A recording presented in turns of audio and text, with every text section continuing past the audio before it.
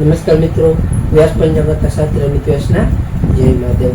આજે આપણે જોઈએ સમૃદ્ધિ માટે કવચ। આ સમૃદ્ધિ માટે કવચમાં 3 રુદ્રાક્ષ ગણવામાં આવે છે કે જે 3 રુદ્રાક્ષ, પ્રથમ 2 મુખી રુદ્રાક્ષ, 3 મુખી રુદ્રાક્ષ અને 11 મુખી રુદ્રાક્ષને મિશ્રણથી એટલે સંયોગ કરીને બનાવવામાં આવે છે। એમાં પ્રથમ જોઈએ તો 2 મુખી રુદ્રાક્ષ છે એ 2 મુખી રુદ્રાક્ષનો પારો ત્રિમૂર્તિનું પ્રતિનિધિત્વ કરે છે, જે બધી જીવનની બધી મુશ્કેલીઓને સમૃદ્ધિમાં પરિવર્તિત કરે છે।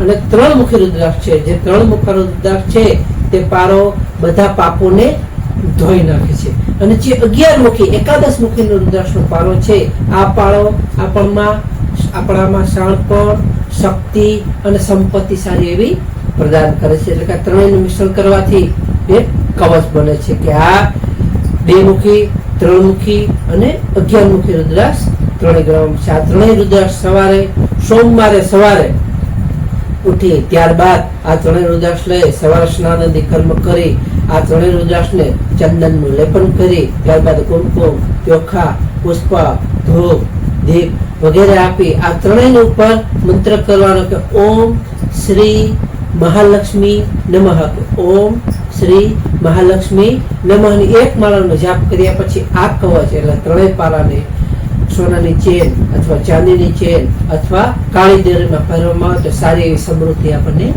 પ્રાપ્ત થાય છે। તો શ્રદ્ધા અને વિશ્વાસ રાખવાથી। નમસ્કાર મિત્રો, આ વિડીયોને લાઈક કરો, શેર કરો અને સબસ્ક્રાઈબ કરો।